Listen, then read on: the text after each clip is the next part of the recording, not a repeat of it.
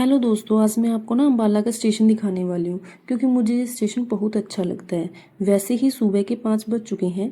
मैं दीदी के साथ उनकी टिकट कटवाने के लिए आई हुई थी। वैसे उनकी ट्रेन का टाइम 6:30 बजे का था।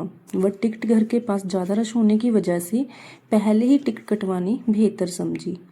आगे चलकर मैंने दीदी को बोला मैं तो लिफ्ट से जाऊँगी, बट हुआ उसका उल्टा। लिफ्ट तो बंद पड़ी थी।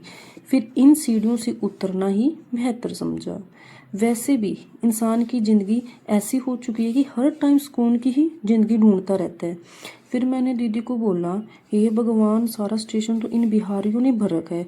देश के किसी भी कोने पर चले जाओ, ये बिहारी तो जरूर ही मिलेंगे। वैसे भी गुटखा पान खाकर सारे स्टेशन को गंदा करना इनकी परंपरा सी बन चुकी है। आगे चलकर दीदी बोले मैं टिकट कटवा लूँ। मैंने भी बोला दीदी अब रश नहीं है, आप टिकट कटवा लो। फिर देखा कि जो टिकट वाला है वहाँ पे बिल्कुल भी रश नहीं था। दीदी बोली इन टिकट वालों से तो मेरे बिल्कुल 80 रुपये ही लगे हैं। हाँ, मैंने भी देखा तो 80 रुपये ही लगे थे। एक बात, आम आदमी की सारथी तो ये ट्रेन ही है। इससे सफ़र तो सुहाना होता ही है बट चीपेस्ट भी है।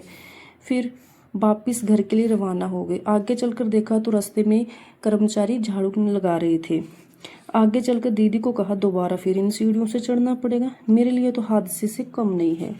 सीढ़ियों से उतरते ही पहुंच गई अपने जहाज के पास। वो दिखाई भी दे रहा है क्योंकि जीत के पापा ड्यूटी पर जाते समय मेरे को ही इसके हवाले करके जाते हैं। फिर मैंने स्कूटी स्टार्ट की और दीदी को बोला कि आप पीछे बैठ जाओ। हम रास्ते से अपनी बातें करते आ ही रहे थे। आगे चलकर हमें बहुत ज़्यादा पेड़ पौधे ये बहुत ज़्यादा ही दिखाई दिए। फिर ये हमें बहुत ज़्यादा अच्छे लगे। सुबह की सैर करना तो सच में बहुत ही सुहाना सा लगता है। फिर हमने रास्ते में देखा कि ये जो कुत्ता है ना, आगे देखना आपको कुत्ता भी मिलेगा। ये कुत्ता सीना तान कर खड़ा हो गया, कहता है कि दीदी मुझे भी बिठा लो। मैंने कहा इतनी परफेक्ट नहीं हूँ ड्राइवर मैं जो आपको पीछे बिठा सकूँ। फिर पहुँच जाते हैं हम रेलवे क्वार्टर में। Bye bye.